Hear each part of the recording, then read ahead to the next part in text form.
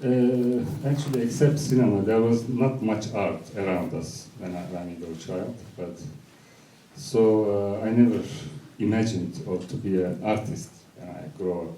But I think after when I started study in the university, somehow in third year, for instance, I began to understood that I'm not the right person to be an engineer. Of course, since I was 15 years old, I used to practice photography as well, but as an art, really, black and white, not like memory pictures. But it was much later that I wanted to be a filmmaker. Because in those days there were no video cameras, so it seemed very difficult to be a filmmaker. Because it was in the hands of very specific people in the industry, and it seemed a very far away dream. So I never thought of being a filmmaker. It was much later that some coincidences and. Well, you had quite a few, I guess we could call them sort of years in the wilderness, where you were sort of searching for yourself or what would make you happy in life. And I know you were at one point in London, and at one point you were, I think, in the Himalayas somewhere. Can you talk about that period and how that did ultimately, end with you becoming a filmmaker? Actually, when I was in the university, the life was easy. But when I finished it, the life became suddenly very difficult because I had to decide. And that's the most difficult thing, I think. And I had to decide what to do in life. I sensed that, I felt that I don't want to work as an engineer. So, but what else can I do? So to understand my feelings better, I began traveling. And at the same time, I was thinking what to do in life. So in these travels, first I went to the West. I went to London first, worked as a waiter, and then I came to New York as well. I stayed here for several months also. I went to the cinematheques and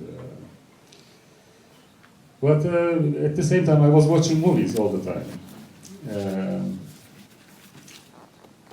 At some point I felt that the answer is not in the West. So I turned my direction to the east this time. And I went to India, I went to Himalayas, I walked in the mountains, but at the same time I was thinking all the time, very deeply, what shall I do in life? Because I was a melancholic person, everything was boring me and things like that. Nothing seemed to me meaningful, this type of things.